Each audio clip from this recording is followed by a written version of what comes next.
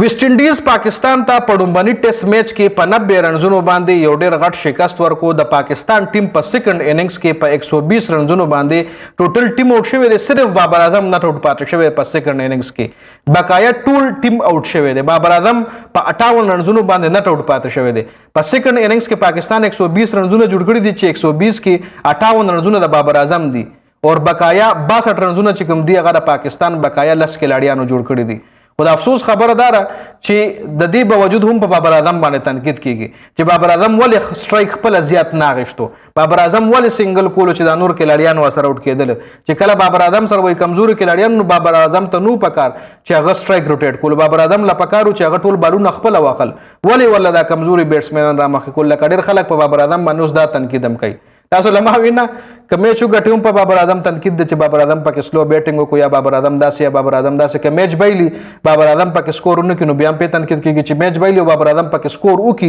نو بیا وایي چې نه بابر اعظم سلو سټرایک ریټ سره بیټینګ کړی یا بابر اعظم ول سټرایک یې بس چرته نه چرته تنقید خله چې کم دی د بابر اعظم طرف ته راتاویږي خیر سکور کارت باندې ډیټیل سره خبره کوو دا میچ چې کم دی په څلورم ورځ باندې ختم شون کې تبا پکې 15 ورځ لاوا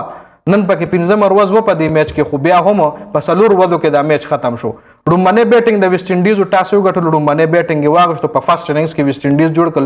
311 رنزونه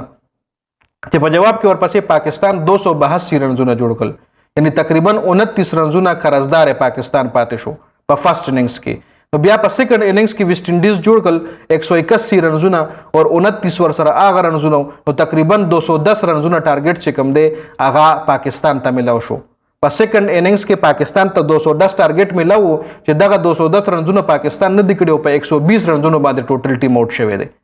محمد عباس پکې ښه بالینګ کړي بالینګ طرف ته مرازو بیټینګ طرف ته مرازو کچره په بالینګ باندې د پاکستان په ټیم باندې صرف خبره کو ځکه ویسټ انډیز ښه گیم کړي دی از ا بیټینګ او از ا بالینګ دواړو کې ویسټ انډیز ښه بیټینګ کړي دی پاکستان د طرف نه په فرست اننګز کې بالینګ کې عباس افریدي چې کوم دی عباس افریدي نه محمد عباس 3 وکټ اخیستلی په فرست اننګز کې خورم شهزاد 2 محمد علي سلور او یو وکټ پکې عامر جمال اخیستلی په فرست اننګز کې بیا په سیکنډ اننګز کې د ویسټ انډیز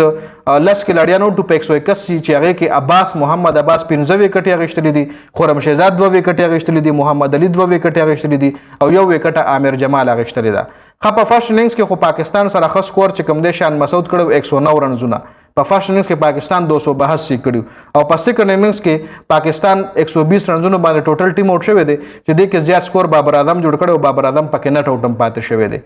بابر اعظم پکې نټ اوټم پاتې شوی دی او په سیکنډ اننګز کې د بابر اعظم د پاکستان زیات وکټ چې کوم دی هغه پکې جسټن ګریوز 2 وکټ اخیستلی دی په فرست اننګز کې د پاکستان زیات وکټ هم جسټن ګریوز اخیستلی وی 15 وکټ او په سیکنډ اننګز کې 2 وکټ اخیستلی دي او په سیکنډ اننګز کې جیډن سیلز 15 وکټ اخیستلی دی ویسټ انډیز 2 وکټ پکې کیمار روچ اخیستلی دی شمار جوزف یو وکټ اخیستلی دی او جسټن ګریوز 2 وکټ اخیستلی دی نو پاکستان ټیم ډیر بری طرح په دې ټیسټ میچ کې ایکسپوز شو ډیر بری طرح فلاپ شو چونکه پاکستان ته د دې میچ ګټلو ډیر ښه چانس وو 210 ټارګټ ولا ملاو شو چې دو بیټسمنان پکې چلیدلی دو بیټسمنان صرف او 80 90 رنزونو پکې دو بیټسمنانو جوړ کړو نو ډیر ایزیلی پاکستان دا میچ ګټلی شو خو له بده مرغه په سیکنډ اننګز کې اذان اویس په 3 رن جوړ شوی امام الحق په 3 بابر اعظم 58 نټ اوټ سلمان آغا په 0 محمد رضوان په 11 عامر جمال په 0 علي عثمان په 2 شان مسعود په 3 خرم شهزاد په 4 محمد علي په 0 او 23 رنزونه پکې محمد عباس اخر کې جوړ کړی دي نو ډیر بری طرح فلاپ شوی دی د پاکستان ټیم په بیټینګ کې په فرست ټیسټ کې جی